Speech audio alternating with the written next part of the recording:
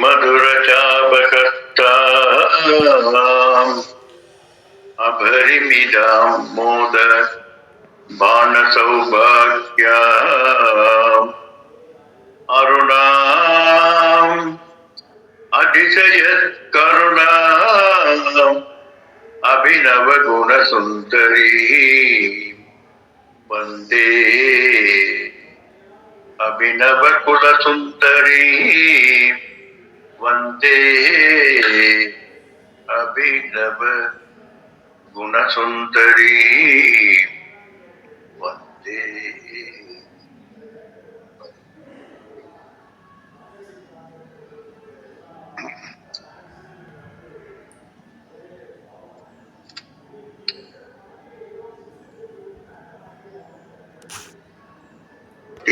ரெண்டு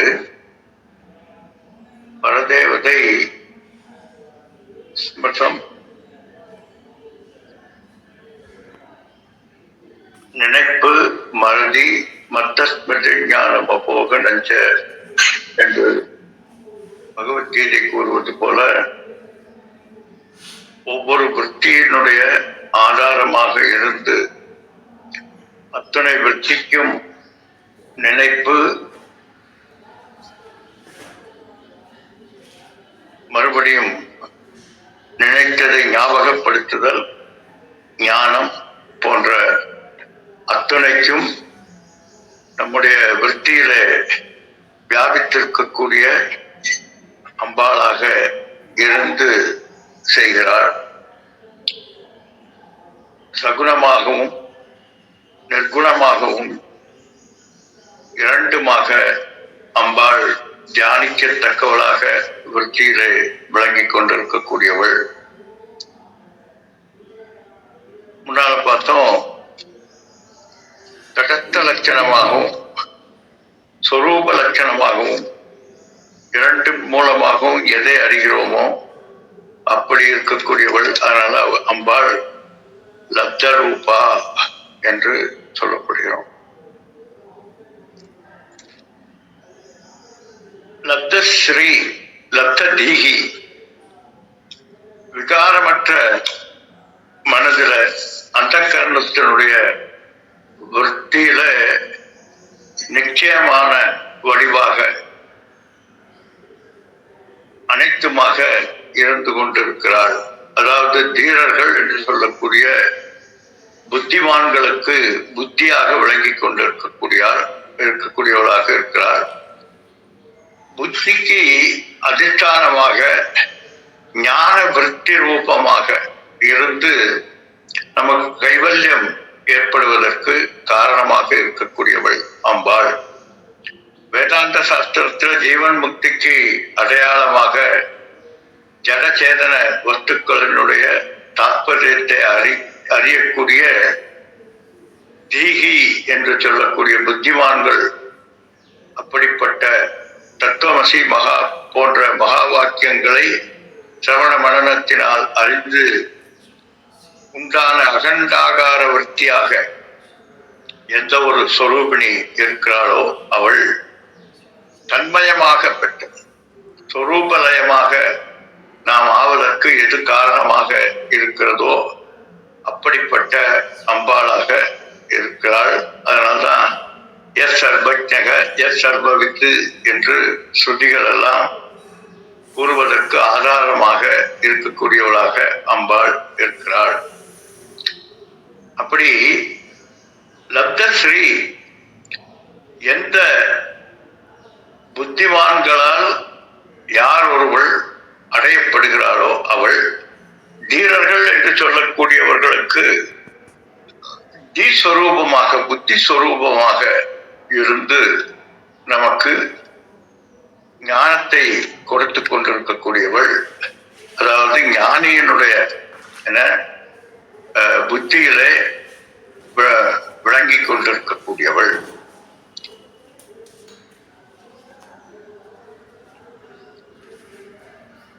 ஜாயே தீட்சித,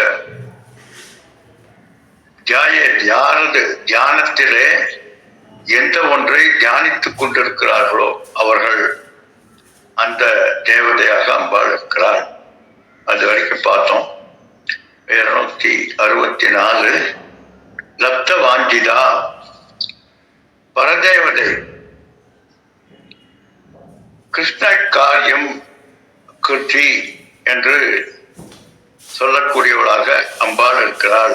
லப்த வாஞ்சிதா கிருஷ்ண கர்ம கிருத்து என்று ஆப்த காமத்துவம் என்று ஒன்றும் இல்லாத தன்மை உடையவள். அதனால லப்த வாஞ்சிதாயை கிருத்தகிருத் என்று சொல்லக்கூடிய பகவத்கீதையில கிருத்தகிருத்தியன் என்று யார் ஒருவர் முழுமை அடைந்தார்களோ ஃபுல் அண்ட் கம்ப்ளீட்டாக இருக்கப்படக்கூடிய தன்மை உடையவர்கள், அதுதான் சொல்ல கிருத்தகிருத் என்று.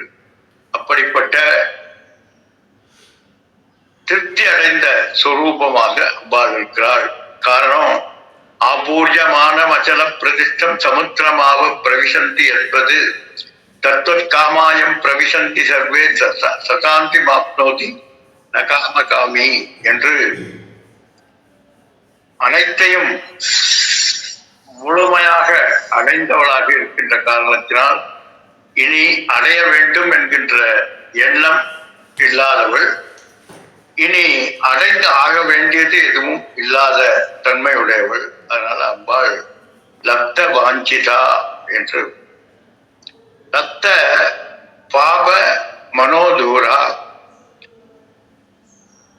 இதுல நேரடியான விளக்கத்தை எடுத்துக்கொண்டால் அதமாதிகாரிகளுக்கு மிக தூரமாக இருக்கக்கூடியவள் என்று அர்த்தம். ஆனா சுவாமிஜி யார் ஒருவர் அதிகாரி என்று ஆய்விட்டார்களோ, அதிகாரி என்றால் நமக்கு பரபிரம்ம சுரூபத்தை அறிய வேண்டும் என்கின்ற ஆவல் உடையவர்கள், அவர்களை அதிகாரிகள் என்று சொல்றோம். அப்படிப்பட்ட அதிகாரிகள்ல அதமாதிகாரியாக இருந்தால், அதமாதிகாரினா குட் ஃபார் நத்திங், அப்படி இருக்கக்கூடியவர்களுக்கு எப்படி இந்த அதிகாரித்துவம் என்பது வரும்? அதனால அதிகாரித்துவம் வந்தவர்கள் என்று எடுத்துக்கொண்டால் உத்தம மந்த மத்தியம அதிகாரி என்றுதான் சொல்ல வேண்டுமே தவிர அதமாதிகாரி என்று ஒரு அதிகாரி இருக்க முடியாது என்று சுவாமிஜி மிக அழகாக சொல்வார். அதாவது முமுட்சுக்கள் அத்தனை பேருமே அதிகாரித்துவம் உடையவர்கள் தான்.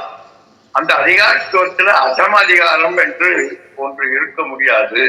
அதனால உத்தம மத்தியம மந்த அதிகாரி, மந்த அதிகாரி என்றுதான் சொல்லணும். அப்படி இந்த 3 அதிகாரித்துவம் உடையவர்களாலும் அடைய முடியும். ஆனால் பாபங்கள் நிறைய செய்து இந்த 3 அதிகாரித்துவத்துக்கும் லாய்க்கில்லாதவர்களாக இருக்கக்கூடிய அதம அதிகாரிகள், அதமர்கள், இதற்கு அதிகாரிகள் என்றே சொல்ல வேண்டியதில்லை, அப்படிப்பட்டவர்களுக்கு மிக மிகவும் தூரமாக இருக்கக்கூடியவள். அதனால அதிகாரித்துவம் பெற்றவர்கள் முயற்சியினுடைய பலனாக அடையப்படுவதாக அம்பாள் இருக்கிறார். ஆனால் பாவம் அடைந்து மலின மனம் கொண்ட அந்தக்கரண சுத்தி இல்லாவிட்டால் யாராலும் அறிய முடியாதவளாக அம்பாள் இருக்கிறாள். சோ அறிவு ஞானம் பெறுவதற்கு அந்தக்கரண சுத்தி மிக மிக அவசியம்.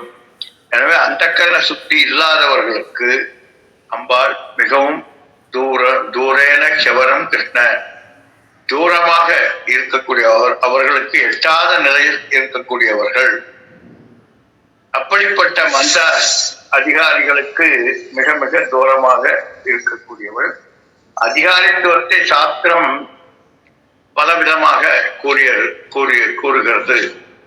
எப்படிப்பட்ட தன்மை என்றால் அந்நியத்திர தர்மா அந்நியத்திர அதர்மா அந்நியத்திர அஸ்மாத் கிருத கிருத்தாஸ் என்று பிருகதாரண்ய உபநிஷத் கூறுகிறது. தம் ஏகம் வேத அனுவச்சனேன பிராமணோ விவிதி சந்தி. அதாவது விகித கர்மங்கள் வேதோ நித்தியமதீயதாம் ததுதிதம் கர்மஸ்வனுஷ்டீயதாம் தேனே சஸ்ய விதீயதாம் அவசிதி காம்யே மதித்யஜதாம் பாபோக பரிதூயதாம் பவசுகே தோஷோனுசந்தீயதாம் ஆத்ம இச்சா விவசீயதாம் நிஜகிரகா தோர்ணம் வினிர்கம் யதாம் என்று சாதனா பஞ்சகத்தில் கூறப்பட்டிருப்பது போல சாதனைகளில் சொல்லப்பட்ட கர்ம யோகத்தினாலே சொல்லப்பட்டிருக்கக்கூடிய வேதத்தினுடைய அனுவச்சனேன வேதத்தில் சொல்லப்பட்டிருக்கக்கூடிய அனுஷ்டரிக்க வேண்டிய கர்மங்களை எல்லாம் செய்து விதிக்கப்பட்ட கர்மங்கள் அவைகளை எல்லாம் சரியாக செய்து கர்ம யோகத்தின் மூலம் சித்த சுத்தியை அடைந்து யார் ஒருவர் அந்த மனதிலே பிரம்ம விசாரம் செய்வதற்குண்டான தகுதி உடையவர்களாக யார் இருக்கிறார்களோ அவர்கள்தான் சொரூபஸ்திதி என்பது ஏற்படுகிறது. சொரூபஸ்திதி என்றால் சிதப்பிரஜன் என்று அர்த்தம். சிதப்பிரஜன் வேதாந்தங்களினுடைய தாற்பயத்தை அறிந்து தன்மயமாக அதுவாகவே இருக்கக்கூடிய உண்மைத்தன்மையை அறிந்தவர்கள் அவர்கள்தான் ஆத்மன்யேவ ஆத்மனா சந்துஷ்டக சிதப்பிரஜதே சிதப்பிரஜர்கள் என்று சொல்லக்கூடியதாக அந்த ஞானத்திலே நிலைத்திருக்கக்கூடியவர்களாக இருக்கக்கூடியவர்கள். அப்படிப்பட்ட அவர்கள் அல்லாமல் சகாமம் செய்து கொண்டு பாவ வாசனைகள் உடைய அந்த கரணத்திலே சொரூப ஞானம் ஏற்படாது.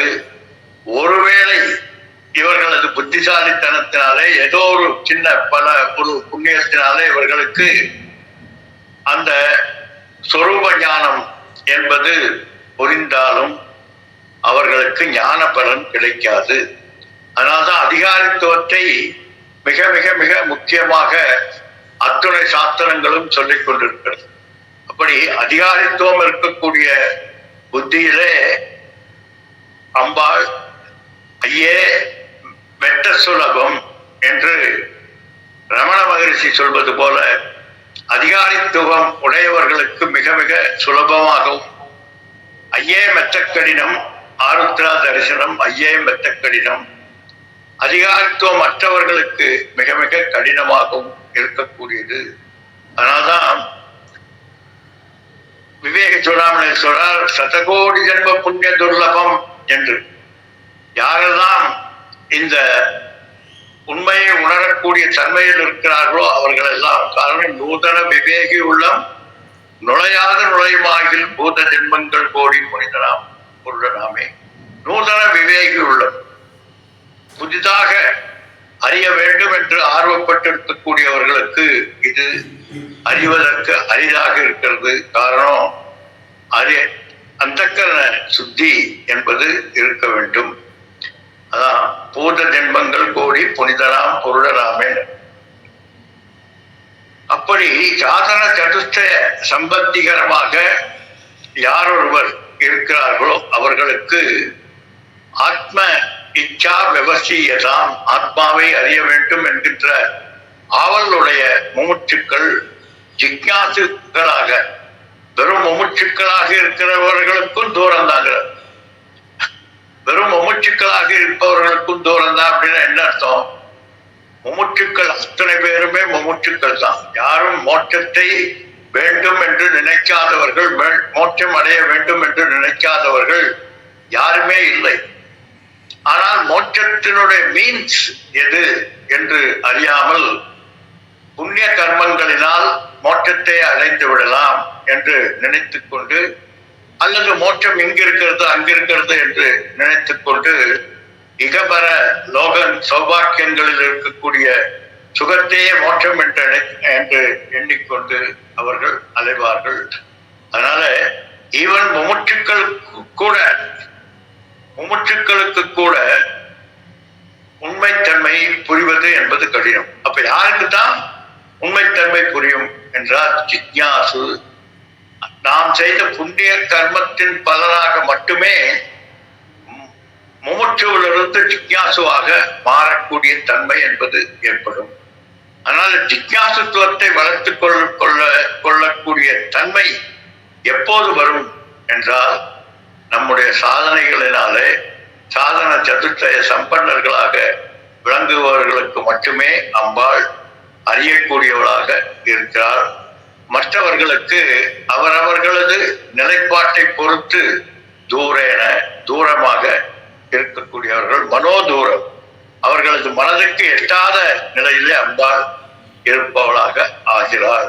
அதனால யாரெல்லாம் பாபத்தோடு கூடிய நிலையில் இருக்கிறார்களோ, தன்னுடைய சஞ்சித கர்மத்தில் ஏற்பட்டிருக்கக்கூடிய பாபத்தின் காரணமாக வாசனா ஜெயம் இல்லாமல் வாசனைகளோடு கூடிய மலின தன்மையுடைய மனதினால் அறியக்கூடியவளாக அம்பாள் இருக்க முடியாது. எனவே பாவங்களை நோக்கி விலக்கி யார் ஒருவர் தூய மனதோடு இருக்கிறார்களோ அவர்கள்தான் உண்மையை அறிவதற்கு யோகிதையுடைய அந்த கரணம் கொண்டவர்களாக இருக்கிறார்கள்.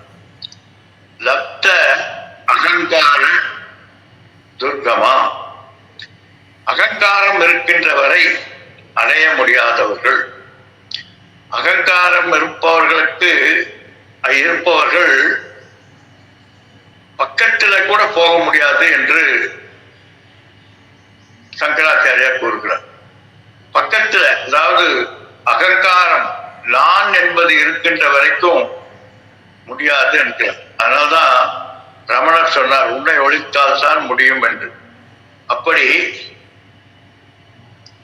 அகங்காரம் என்பது அனாத்மாவை ஆத்மாவாக எண்ணிக்கொண்டு அதனால் ஏற்படக்கூடிய அபிமானத்திற்கு பேர் தான் அகங்காரம். அகங்காரம் என்ன அர்த்தம் என்றால், அதஸ்மின் தத்புத்தி தஸ்மின் அதத்புத்தி என்று அது அல்லாதவைகளை அது என்று எண்ணிக்கொண்டும் அதை அது அல்ல என்றும் எண்ணிக்கொண்டிருக்கக்கூடியவர்கள். சுருக்கமா சொல்லணும்னா தேக அபிமானம் கொண்டவர்கள், தேக ஆத்ம புத்தி உடையவர்கள், இந்த தேகத்தையே ஆத்மா என்று எண்ணிக்கொண்டு இருக்கக்கூடியவர்கள். அப்படிப்பட்ட அவர்கள் ஹரியோம் அப்படி இருக்கக்கூடியவர்களாக இருக்கிறார்கள். நைசர்கிகோயம் லோக விவகாரக என்று கூறப்படுகிறது. இந்த தேகாபிமானம் விடுவது என்பது மிக மிக கடினமானது. காரணம், இயற்கையிலேயே மற்ற எதையும் நான் என்று நாம் நினைப்பதில்லை. இவந்தோ இருப்பதெல்லாம் இறைவனாக, என்னில் அனைத்தையும் அனைத்தில் என்னையும் வியாபித்திருக்கக்கூடிய தன்மை, என்னில் அனைத்தும் வியாபித்திருக்கக்கூடிய தன்மை இருந்தால் கூட வேற எதையும் நான் என்று நான் நினைப்பதில்லை.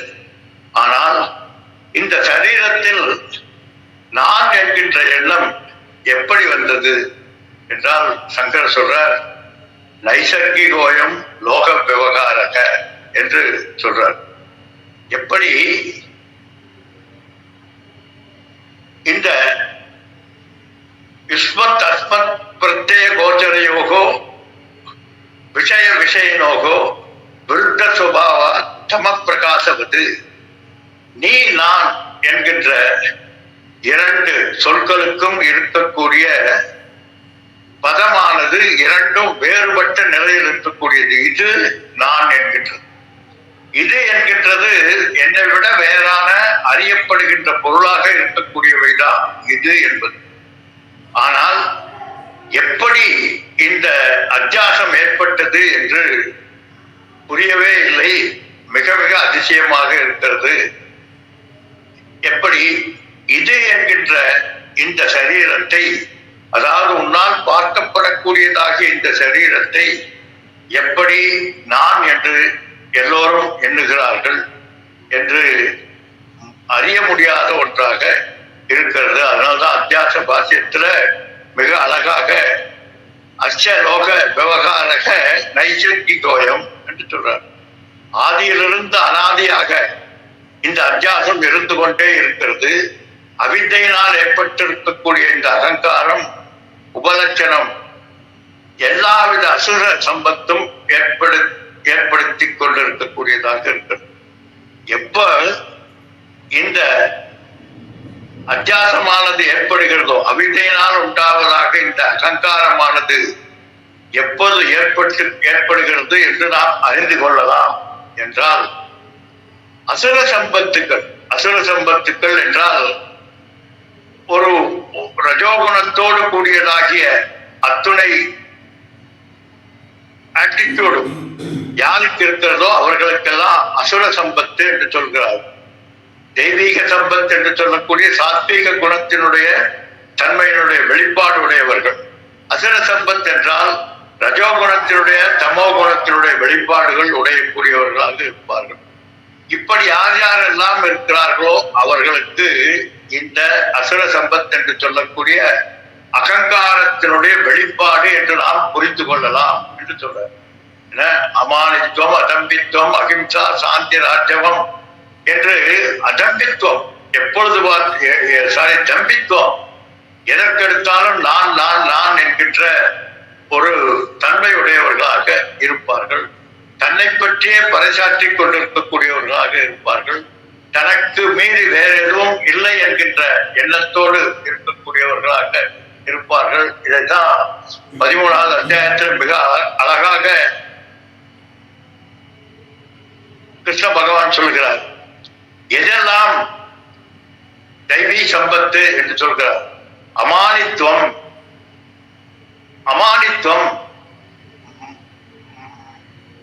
நான் என்கின்ற அகங்காரம் இல்லாத தன்மை எதற்கெடுத்தாலும் சரணு போக மாட்டது.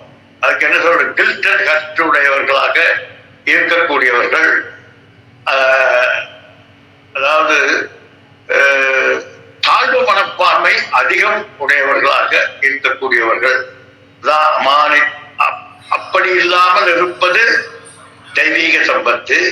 அதம்பித்துவம் நான் நான் என்று பேசிக்கொண்டு எப்பொழுதும் தன்னை பற்றி தனக்கு இல்லாததெல்லாம் இருப்பதாக காட்டிக் கொண்டிருக்கக்கூடிய, அதற்கும் காரணம் என்னவென்றால் இன்ஃபீரியாரிட்டி காம்ப்ளெக்ஸ் தான்.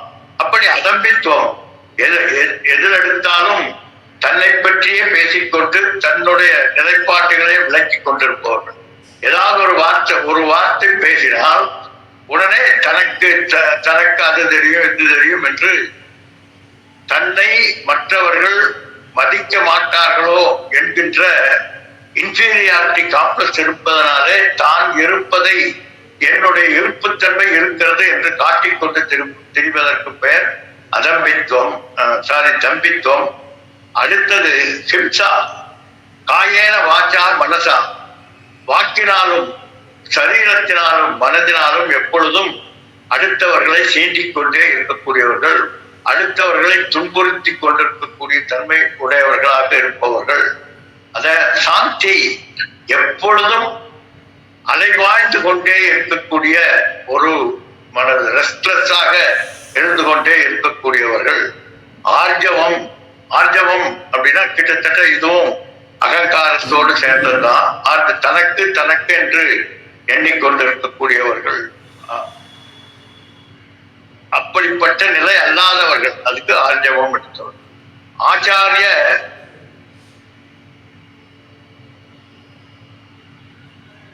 உபாசனம், ஆச்சாரிய உபாசனம், ஆச்சாரியார்களை பற்றி நினைத்துக் கொண்டும் அவர்களது உபாசனை பற்றியும் நினைத்துக் கொண்டிருக்கக்கூடியவர்கள் என தியான ரூபம் குரு என்று சொல்லக்கூடிய குருவை பற்றி நினைத்துக் கொண்டிருக்கக்கூடியதற்கு தெய்வீக சம்பத் என்று சொல்லுவோம். இவர்களுக்கு குரு என்றாலே வேர்குரு என்று நினைக்கக்கூடியவர்கள். யார் எனக்கு குரு இல்லை, நானே தான் குரு, எனக்கு நானே குரு என்று எல்லாம் உளறிக் கொண்டிருக்கக்கூடியவர்கள். அதே போல சௌச்சம், புற சௌச்சம், அக சௌச்சம் இரண்டும் மற்றவர்களாக இருக்கக்கூடியவர்கள். தைரியம், எப்பொழுது பார்த்தாலும் கில்ட்டியுடையவர்கள். அவர்களுக்கு பார்த்தா பெருசா தாய்துவின் பேசுவாங்களே தவிர அவர்களது உள்ளே எப்பொழுதும் அதைரியம் இருந்து கொண்டே இருக்கும், எப்பொழுதும் பயம் என்று இருக்கக்கூடியவர்கள். ஆத்ம வினிகிரகம், தன்னைத்தான் தாழ்த்திக் கொள்ளக்கூடிய நிலையில இருப்பார். இதற்குத்தான் தன்னைத்தான் தாழ்த்திக் கொண்டார். அல்டிமேட்லி எங்க போனாலும் நான் சரியில்லை என்கின்ற ஒரு எண்ணத்தோடு கூடியவர்களாக இருக்கிறார்கள். இந்திரியார்த்தேசு அவைராக்கியம், இந்திரிய அர்த்தங்களிலே வைராக்கியம் இல்லாமல் அலைவாய்ந்து கொண்டிருக்கக்கூடியவர்கள் அனகங்கார ஏவச்ச. இப்படிப்பட்ட அகங்காரம் உடையவர்களை என்ன சொல்றோம்? அசுர சம்பத்து என்று சொல்லக்கூடியவர்கள். ஆனால் இதையெல்லாம் ஆப்போசிட்டாக யார் யார் இருக்கிறார்? அதாவது அமானித்துவம், அதம்பித்துவம், அகிம்சா, சாந்தி, ஆர்ஜவம், ஆச்சாரிய உபாசனம், சௌச்சம், தைரியம், ஆத்ம வினிகிரகம், இந்திரியார்த்தேசு வைராக்கியம், அனகங்கார ஏவச்ச ஜென்ம மிருத்து ஜரா வியாதி துக்க தோஷானு சந்தான். ஜென்ம பிறப்பு இறப்பு, ஜரா வியாதி வளர்ச்சி வியாதி போன்ற இவைகளிலெல்லாம் ஏற்படக்கூடிய துக்கங்களிலிருந்து யாரெல்லாம் விடுபட்டிருக்கார்களோ அப்படிப்பட்டவர்கள். அது மட்டுமல்ல, அசக்தி அனபிசங்கக புத்திர கிரகாதிசு பற்றற்றவர்கள். இவர்கள் புத்திரன் கிரகம் போன்றவர்கள் எல்லாம் பற்று இல்லாதவர்களாக இருக்கக்கூடியவர்கள். நிச்சஞ்ச சமசித்தத்துவம், எப்பொழுதும் சமமான நிலையில இருந்து கொண்டிருக்கக்கூடிய புத்தியுடையவர்கள். இஷ்டானுபத்த உபபத்திசு, இஷ்டப்பட்டதை அடைகின்ற போதும் இஷ்டப்படாததை அடைந்த போதும் எப்பொழுதும் ஒரே சமமாக இருக்கக்கூடியவர்கள். இப்படிப்பட்ட விவித்த தேச சேவித்துவம், விலகி இருக்கக்கூடியவர்கள், பிராபலங்களிலிருந்து விலகி இருக்கக்கூடியவர்கள். அறதி ஜனசம்சதி, ஜனங்களினுடைய கிராஃபிக்களிலிருந்து, இந்த முணுமுணுத்தானிலிருந்து, பொருளி பேசக்கூடிய தன்மையிலிருந்து விலகி இருக்கக்கூடியவர்கள். அத்தியாத்ம ஞான நிச்சயத்துவம், எப்பொழுதும் ஞான விஷயங்களை பற்றியே நினைத்துக் கொண்டிருக்கக்கூடியவர்கள். தத்துவ ஞானார்த்த தரிசனம், தத்துவ ஞான அர்த்த தரிசனம், நான் என்கின்றதனுடைய உண்மைத்தன்மையை, அதனுடைய பொருளை உணர்ந்து தன்னில் நிலைத்திருக்கக்கூடியவர்கள். இப்படிப்பட்ட இதற்கு பேர் தான் ஞானம். இதாப்பா ஞானம். ஞானம்னா என்ன? ஞானம்னா நமக்குள்ள அப்படி தாமரை மலர்ந்து உள்ளுக்குள்ள பல்ப் பெரியும் அப்படிங்கிற மாதிரி எல்லாம் இல்லப்பா.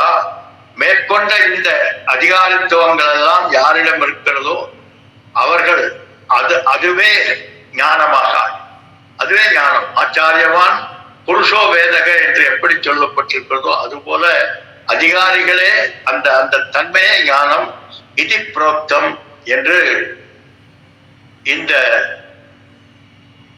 13வது அத்தியாயத்துல இவைகளை எல்லாம் தெய்வீக சம்பத்து என்று சொல்லி அகங்காரத்தை விடுத்த நிலை இதுதான் என்கிறார். அப்ப எது அகங்காரம்? இதெல்லாம் இல்லாமல் யார் யார் இருக்கிறார்களோ அவர்களுக்கெல்லாம் அகங்காரத்திலிருந்து விடுபடாதவர்கள் என்றார். அகங்காரத்திலிருந்து விடுபட்டவர்களுக்கு லட்சணம் என்ன என்றால் மேற்கூறியவர்கள் எல்லாம் இருக்கும். அப்படிப்பட்ட அகங்காரத்தோடு கூடியவர்களுக்கு துர்கமா, இவை அடைவதற்கு அரிதாக இருக்கக்கூடியவள் அம்பாள், அடைய முடியாதவளாக அம்பாள் இருக்கிறாள். அதனால இதிலிருந்து யாரெல்லாம் இதற்கு மாறாக அற்புதமான அதிகாரித்துவத்தோடு கூடிய சத்சங்கத்தினுடைய தன்மையில நிலைத்திருக்கக்கூடியவர்களாக இருக்கிறார்களோ அவர்களால் மட்டும்தான் அறிவதற்கு யோகிதை உடையவர்களாக ஆகிறார்கள். லப்த சக்தி அம்பாள் சகல விதமான விபூதிகளையும்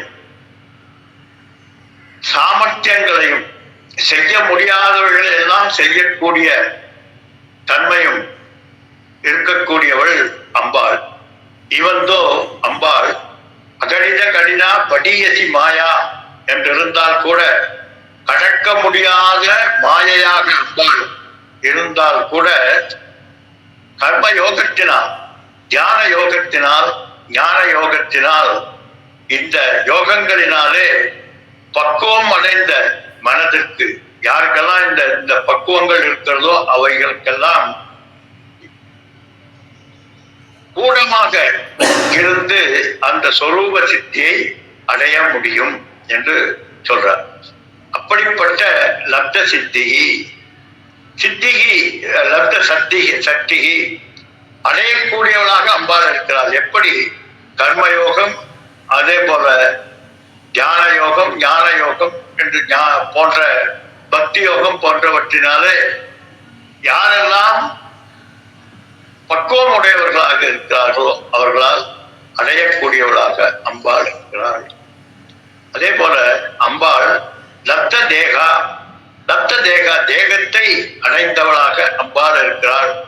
இப்போ தேகத்தை அடைவது அப்படின்னா தேகத்தை அடைவதனுடைய தத்துவம் என்ன என்று ஆராய்ந்து பார்த்தால் கர்மத்தின் மூலமாக ஏற்படக்கூடிய கர்ம பலனினால் தேகம் அடையப்படுகிறது என்று நாம் சொல்கிறோம். ஆனால் அம்பாள் அப்படி அல்ல. ஏற்கனவே இந்த கர்ம பலன் இல்லாமலே எந்த ஒரு சரீரத்தை யார் அடைந்திருக்கிறார்களோ அவள் தான் அம்பாள். அதாவது நம்மை போல கர்ம பலனினாலே பிராரப்த கர்மத்தினாலே பிராரப்தத்தை அனுபவிக்கும் பொருட்டு இந்த சரீரத்தை எடுத்தவள் அல்ல அம்பாள். அம்பாள் நம்ம இந்த தன் சரீரம் எப்படி அடைகிறாள் என்றால் பரமேஸ்வரி தன்னுடைய சுவ இச்சையா தன்னுடைய இச்சையினாலேயே ஏற்கனவே இருக்கக்கூடியதாக காட்டிக் கொண்டிருக்கக்கூடியவராக இருக்கிறார். எப்படி விவகாரங்களுக்கு உட்படாத சரீரமாக அம்பாள் இருக்கிறார். என்ன விவகாரங்கள் அப்படின்னா லப்த தேகாக தன்னுடைய சரீரத்தை அடைந்திருக்கக்கூடியவள். அந்த சரீரம் எப்படிப்பட்டது என்றால் சத்விகார ரகிதம். என்ன சத்விகாரம்னா நமக்கெல்லாம் தெரிஞ்சிருக்கும். அத்தி ஜாயதே வர்த்ததே விபரீணமதே அவட்சியதே வினச்சதி என்று சொல்லக்கூடிய 6 விதமான மாறுதல்களுக்கு உட்பட்ட சரீரம் தான் மற்ற சரீரங்கள். ஆனால் அம்பாளது சரீரம் மாறுதல்களுக்கு அப்பாற்பட்டது. இந்த சத்விகார ரகித சரீரமாக இருக்கிறார். இப்போ சத்விகார ரகிதமாக இருக்கக்கூடிய அம்பாள் எதற்கு அப்படிப்பட்ட சத்விகார ரகிதமாக அந்த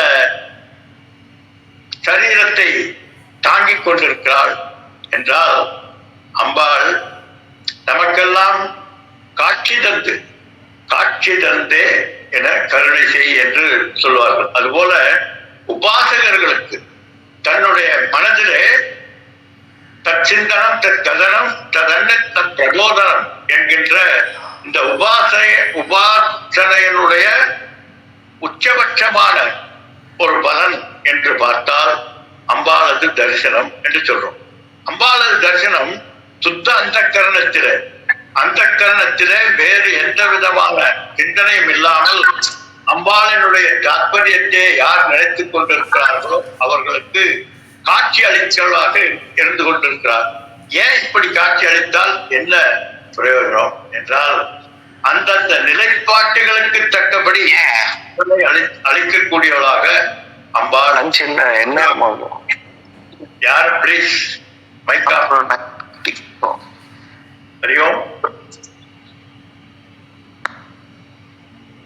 உபாசனையில அன்றைக்கு சொன்னது போல அதீதமான உபாசனையில அம்பாள் எப்படி கனவுல நமக்கு நம்முடைய மனதானது அதீதமான வாசனைகளினால் தோய்ந்திருக்கின்ற போது அந்த 2 நிலைப்பாடுகள் ஒடுங்குகின்ற போது எப்படி கனவானது நமக்குள்ளே வியாபித்து ஒரு காட்சி தருகிறதோ அது போல அதையே நினைத்துக் கொண்டிருக்கக்கூடிய உபாசகர்களுக்கு அம்பாள் காட்சி தந்தவளாக இருக்கிறார். அதைத்தான் இப்ப நம்ம எல்லாம் பார்க்கக்கூடிய இந்த படங்கள்லாம் போட்டிருக்கோம். இப்படி ஞானிகள் தங்களுடைய கிரகணத்தினாலே தங்களுடைய சித்த ஒருமைப்பாட்டினாலே தரிசனம் எப்படி காயத்ரி தரிசனமானது விஸ்வாமித்தருக்கு கிடைத்ததோ அது போல இந்த அம்பாளினுடைய தரிசனமானது உபாசகர்களுக்கு கிடைக்கக்கூடிய நிலையிலே தன்னுடைய சரீரத்தை பல பல விதமாக காட்டிக் கொண்டிருக்கக்கூடியவள் அம்பாள். அப்படி மாயை கடந்து அதற்கு அப்பாற்பட்டிருக்கக்கூடிய தன்மையில யார் ஒருவர் சொரூப சித்தி அடைகிறார்களோ அவர்களுக்கு அம்பாளும் தானும் என்று ஒன்று என்கின்ற நிலைப்பாட்டிலே காட்டக்கூடியவளாக இருக்கிறார். உபாசகர்களுக்கு உபாசிக்கின்ற வத்துவாக உபாசனையோடு கூடியதாக திருப்படியோடு கூடியவளாக இருக்கிறாள். உபாசனைக்கு அப்பாற்பட்டு யார் ஒருவர் ஞான சித்தி அடைகிறார்களோ அவர்களுக்கு அனைத்துமாக காட்சியளிக்கக்கூடியவளாக அம்பாள் இருக்கிறார். அதனால லப்த தேகா, தேகத்தை ஏற்கனவே காட்டிக் கொண்டிருக்கக்கூடியவர்கள் தானே தவிர பாவங்களினால் ஏற்பட்ட பாவ புண்ணியங்களினால் ஏற்பட்ட சரீரம் அல்ல. அஜோ நித்திய சாஸ்வதோயம் புராணக நகன்யதே கன்ய மானே சரீரே. அஜோ நித்திய அம்பாள் அஜக நிச்சக சாஸ்வதக என்று சொல்லக்கூடிய சொரூபத்தை கொண்டு இருக்கக்கூடியவள். இருந்தாலும் தேகத்தை கொண்டவளாக இருக்கிறாள். இந்த லீலைகள் புரிவதற்கும் நமக்கு கருணை புரிவதற்குமாக லப்த சரீரம் லப்த தேகாக இருக்கிறார். லப்த ஐஸ்வர்ய சமுன்னதி ஏச சர்வேஸ்வரக ஏச சர்வஜக ஏச அந்தர்யாமி ஏச யோனிகி சர்வஸ்ய உபாதியற்ற சைத்தன்ய ஸ்வரூபமாக அம்பாள் இருந்து கொண்டிருக்கின்ற காரணத்தினால ஏச சர்வஜக இவள்தான் அத்துணையும் அழித்தவளாக இருக்கிறாள். ஏச அந்தர்யாமி அத்துணை வஸ்துக்களிலும் சூத்திரே மணிகனா இவ என்று பகவத்கீதை சொல்வது போல எப்படி மணிகளிலே வெளியிலே தெரியாமல் அந்த அந்த மாலையிலே நாரானது இந்த மாலையினுடைய நாம ரூபத்திற்கு ஆதாரமாக எந்த ஒன்று அந்த நாரானது இருந்து கொண்டிருக்கிறதோ அது போல ஏச அந்தர்யாமி இந்த பிரபஞ்சம் முழுவதற்கும் அம்பாள் அந்தர்யாமியாக இருந்து கொண்டிருக்கக்கூடியவளாக இருக்கிறாள். ஏச யோனிகி இந்த பிரபஞ்சத்திற்கு பிறப்பு காரணமாக அம்பாள் இருக்கிறாள். சர்வஸ்ய ஐஸ்வர்யம். அதனால இப்போ பாருங்க, ஏச சர்வஜக அம்பாள் அத்துணை ஞானத்திற்கும் ஆதாரமாக இருக்கக்கூடியவள் அம்பாள். அத்துணையிலும் ஆதாரமாக உள்வெளியென்று வியாபித்திருக்கக்கூடியவள் அம்பாள். அத்துணைக்கும் பிறப்பிடமாக இருக்கக்கூடியவள் அம்பாள். அப்படிப்பட்ட ஏச சர்வத்திய அத்துணை உபாதிகளுமாக அம்பாள் இருந்து கொண்டிருக்கக்கூடியதுனாலே அனைத்து மகத்துவங்களும் அம்பாள் தான். அதனால மகத்தைஸ்வர்யம் என்று சொல்லக்கூடியவள் இங்க இருக்கக்கூடிய கீதையில பகவான் சொல்றார், ஒவ்வொன்றிலும் ஒவ்வொரு ஐஸ்வர்யமாக நான் இருந்து கொண்டிருக்கிறேன் என்று சொல்றார். அப்படி ஸ்ரீவித்யா உபாசகர்கள் போன்ற முனிவர்கள் எல்லாம் யாரு, அகஸ்தியர், கயக்கிரீவர், லோபாமுத்திர, இந்திரன் போன்ற இவர்கள் எல்லாம் இந்த மகத்துவத்தை காண முடிகிறது என்கிறார் சங்கரன். இந்த மகத்துவமானது எப்படி மகத்துவத்தினுடைய வெளிப்பாடு எங்கே அறிய முடியும் என்றால் உபாசகர்கள் அது தன்மையில அறிய முடிகிறது. ஸ்ரீவித்யா உபாசகர் நான் அடிக்கடி சொல்றது உண்டு, இந்த ஸ்ரீவித்யா உபாசகர்களை பார்த்தாலே ஒரு அட்ராக்ஷன் இருக்கும், ஒரு கம்பீரம் இருக்கும், ஒரு கவர்ச்சி இருக்கும், அலங்கார பிரியர்களாக இருப்பார்கள். தன்னை காட்டிக் கொள்வதிலே மிக மிக ஆனந்தம் அடைவர்களாக இருப்பார்கள். தன்னை ரசித்து தனக்கு அலங்காரம் செய்து கொள்பவர்களாக இருக்கக்கூடியவர்களாக இருப்பார்கள். காரணம் ஐஸ்வர்யத்தினுடைய வெளிப்பாடு. அந்த ஐஸ்வர்யத்தை அவர்கள் விரும்புவார்கள். அப்படிப்பட்ட பரதேவதையினுடைய ஐஸ்வர்யத்தினுடைய தன்மையை விளக்க முடியாது. அப்படி விளக்க முடியாத ஐஸ்வர்யத்தை நாம் எங்கே பார்க்க முடியும் என்றால் அந்த உபாசகர்களது நிலைப்பாட்டில் அவர்களது நடை, உடை, பாவனை, பேச்சு, தொனி எல்லாம் ஒரு கம்பீரமாகவும் ஐஸ்வர்யத்தோடு கூடியதாகவும் இருக்கும். அப்படிப்பட்ட ஐஸ்வர்யத்தினுடைய தொகுப்பு அம்பாளினுடைய இருப்பு தன்மை. அதனால்தான் அவர்கள் அப்படிப்பட்டவர்களாக இருக்கிறார்கள் என்று சொன்னார். லப்த விருத்தி, இந்த விருத்தி பரிபூர்ணமாக இருக்க. விருத்தி என்றால் வளர்தல், தேய்தல் என்கின்ற நிலைப்பாட்டுகளுக்கு அப்பாற்பட்டவளாக அம்பாள் இருக்கிறாள். காரணம், விருத்தி வியாப்தி பரிபூர்ணதே அற்ற பரிபூர்ணமான அப்படிப்பட்ட அம்பாள். அப்படிப்பட்ட பரிபூர்ணமாக இருக்கக்கூடிய அம்பாளுக்கு ஷட்விகாரம் என்பது கிடையாது. காரணம், பூமஸ்வரூபம். பூமா என்றால் முழுமையான தன்மை உடையவள். அதனால அவளை தவிர மற்ற எதுவும் பூர்ணம் அல்ல. பூர்ணமத பூர்ணமிதம் பூர்ணா பூர்ண முதற்கதே பூர்ணச்ச பூர்ண மாதாய பூர்ணமேவா வசிச்சதே என்று நாம் சாந்தி மந்திரத்தில் பார்ப்பது போல பூர்ணத்துவம் என்று சொல்றோம்.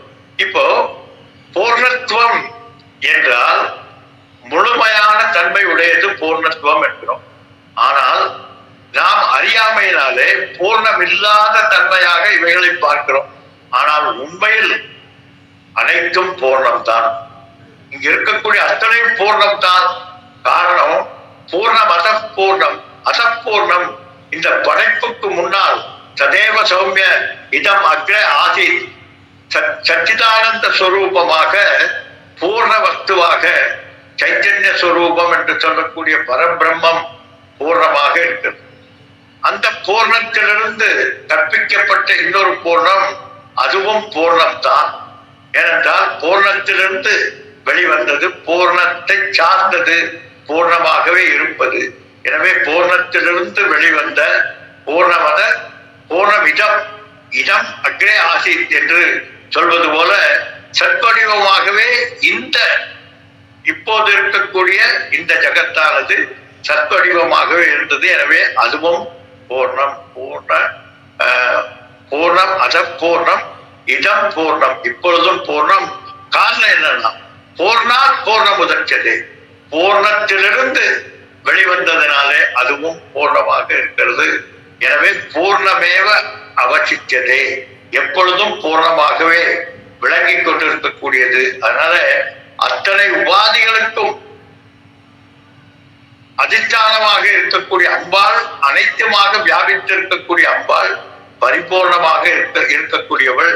அப்போ பரிபூர்ணமாக இருக்கக்கூடிய தன்மை இந்த பிரபஞ்சம் இருக்கிறதா என்றால் இல்லை. மாயையினுடைய தன்மையினாலே மித்யா ஆரோபிதமாக பரபிரம்மம் மித்யா ஆத்ம பிரகாச சந்நியகி என்று பின்னால் ஒரு இதுல பார்க்க போறோம். அப்படி மித்யாவினுடைய பிரகாசம், அந்த பிரகாசம் எங்கிருந்து வந்தது என்றால் ஆத்மாவினுடைய பிரகாசம் தான். அப்படிப்பட்ட கூடஸ்த சைத்தன்யமாக இருக்கக்கூடிய அம்பாளிலே அம்பாள் அவள் எப்படிப்பட்டவள் என்றால் நிஷ்கிரியம் நிஷ்கலம் பிரம்ம. ஸ்வேதாசுர உபநிஷத்துல மிக அழகாக கூறப்பட்டிருக்கிறது. எப்படி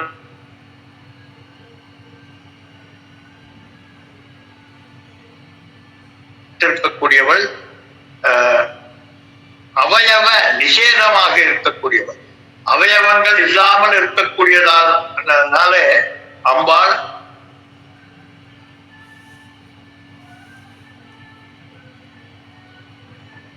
விற்த்திகள் எல்லாம், அதாவது இந்த ஷட்விகாரங்கள் எல்லாம் மாயினால் கற்பிக்கப்பட்டதாக தோற்றுவிக்கிறதை தவிர உண்மையிலேயே விருத்தி என்பது கிடையாதுங்கிற.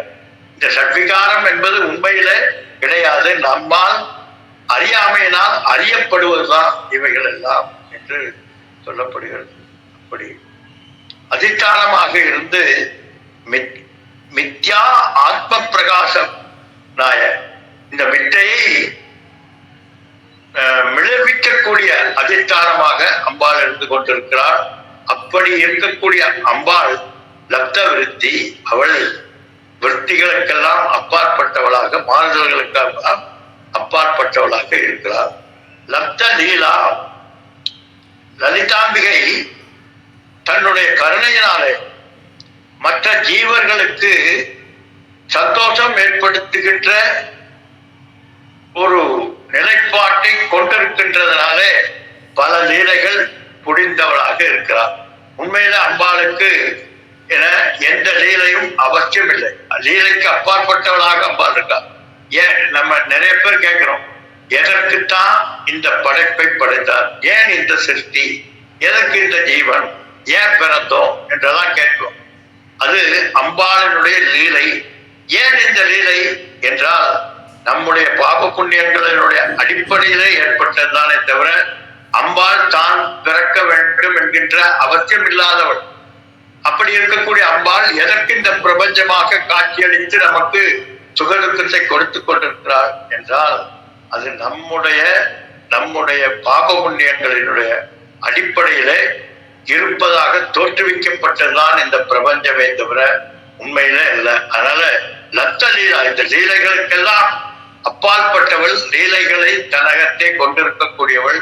எதற்கு என்றால் பக்தர்களது ஆலோசனைக்கு, பக்தர்களது வேண்டுதலுக்கு ஒரு நிலைப்பாட்டை தந்து அருள வேண்டும் என்பதற்காக அம்பாள் இந்த அவர்களது சந்தோஷத்தை ஆலோசித்து தான் இருப்பதாக காட்டிக்கொண்டு பல லீலைகளை புரிந்து கொண்டிருக்கக்கூடியவள் அம்பாள். அதனால தன் பொருட்டும் சங்கரன் இன்னொருபடி மேல போயிடுறார்.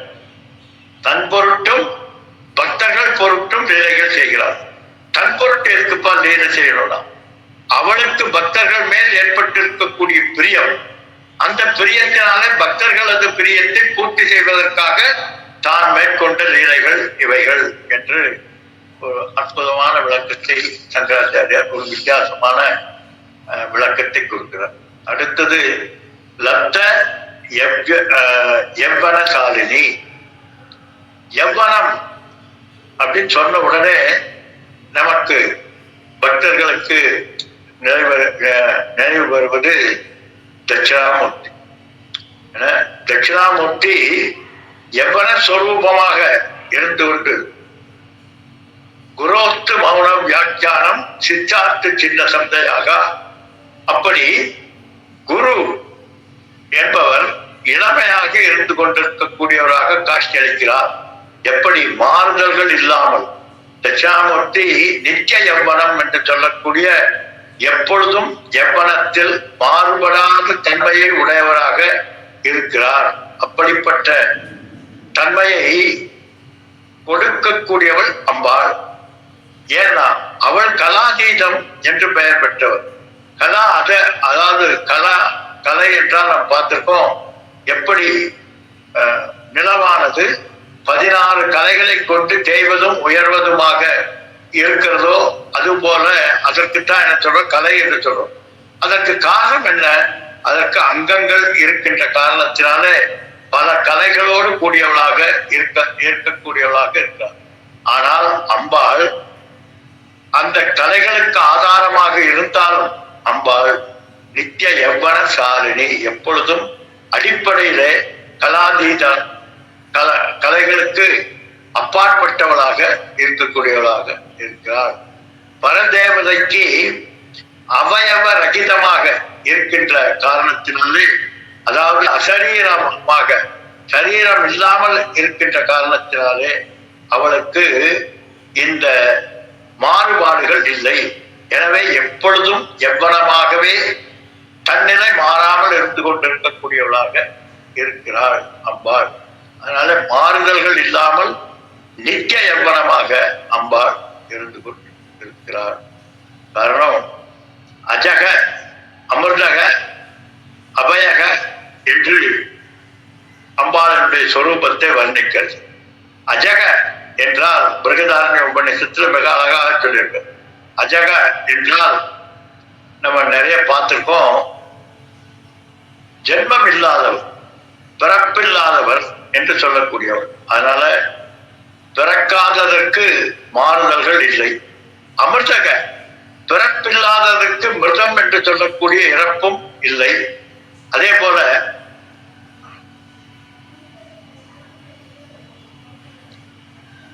அபயம், பயம் என்பது எப்பொழுது ஏற்படுகிறது என்றால் எப்பொழுது இருமை என்பது இருக்கிறதோ அப்போதெல்லாம் பயம். துவைதார்த்தி பயம் பவதி என்று சொல்றோம். எப்பொழுதெல்லாம் இருமை என்பது இருக்கிறதோ அப்போதான் கம்பேரிசன் என்பது வருகிறது. கம்பேரிசன் வந்த உடனே பயம் என்பது தொற்றிக் கொள்கிறது. அதனால அபயம் என்றால் பயத்துக்கு அப்பாற்பட்ட இருமையற்ற சத்வத்துவாக இருக்கின்ற காரணத்தினாலே இப்படிப்பட்ட தன்மைகள் எல்லாம் எங்கே ஏற்படுகிறது என்றால் இது அத்துணையுமே எவ்வனம் நித்தியமான எவ்வளமாக இருக்கக்கூடிய தன்மையினாலே அம்பாளுக்கு ஏற்படுவதில்லை. யாரெல்லாம் விகாரத்திற்கு உட்பட்டவர்களாக இருக்கிறார்களோ அவர்களுக்கு தான் இதெல்லாம். அம்பாள் அஜக பிரபா பெருநிலையில் இருக்கக்கூடியவள். அதனால அம்பாளுக்கு இந்த பிராபலங்கள் எல்லாம் இல்லை. லப்த அதிசய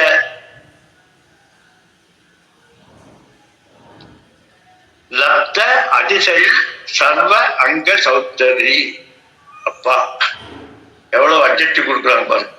சௌந்தர்யம் அப்படின்னா நமக்குள் இருக்கக்கூடிய தேஜஸ்வனுடைய வெளிப்பாடுதான்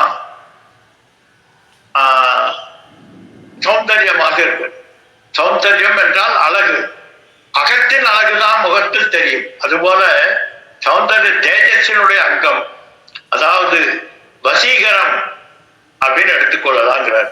என்ன இந்த வசீகரம் எங்கிருந்து ஏற்படுகிறது என்றால் நமக்குள் ஏற்பட்டிருக்கக்கூடிய திருப்தி, நமக்குள் ஏற்பட்டிருக்கக்கூடிய தேஜஸினுடைய திருப்தியினால் தேஜஸ், தேஜஸினால் வசீகரம். அதனால வசீகர பாவம், அதுக்குத்தான் சௌந்தர்யம் என்று பெயர். அதனால சாமுத்திரிகா சாஸ்திர லட்சணத்தின்படி அம்பாளுடைய அங்கங்கள் எல்லாமே செதுக்கி, நம்ம சொல்றோம் இல்லையா, செதுக்கிய சிலை போல் இருக்கிறாங்க. அதுபோல அம்பாள் அந்தந்த அங்கங்கள் எப்படி எப்படி இருக்க வேண்டுமோ சாமுத்திரிகா லட்சணத்திலே என்னென்ன சொல்லப்பட்டிருக்கக்கூடியதோ அப்படிப்பட்ட அங்கங்கள் அத்துணையமாக இருக்கிறார். அதற்கு காரணம் சாமுத்திரிகா லட்சணத்தினுடைய ஞானமே அம்பாள் தான். அம்பாள் தான் ஞான வடிவாக இருக்கிறார். அதனால செதுக்கிய சிலை போல் அழகு கொண்ட தன்மை உடையவள் என்று சொல்றார். அப்படி அழகுக்கு இரண்டற்ற மெய்ப்பொருள்.